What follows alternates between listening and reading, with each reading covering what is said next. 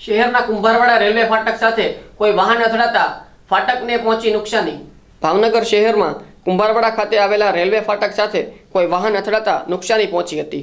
Kumbharwada railway ફાટક ટ્રેનના સમયે બંધ હતું। તે દરમિયાન કોઈ અજાણ્યા વાહન ચાલકનું વાહન ફાટક સાથે અથડાયું હતું અને રેલવે ફાટકને નુકસાની પહોંચી હતી। બનાવ અંગે રેલવે ફાટકના કર્મી દ્વારા આરપીએફ પોલીસ અને રેલવે વિભાગને જાણ કરાઈ હતી। જે ઘટનાની જાણ થતાં આરપીએફ પોલીસ ઘટના સ્થળે પહોંચી હતી અને અકસ્માતની ઘટના અંગે આગળની કાર્યવાહી હાથ ધરી હતી। રેલવે ફાટક સાથે વાહન અથડાતા થોડીવાર માટે ટ્રાફિક જામ પણ સર્જાયો હતો।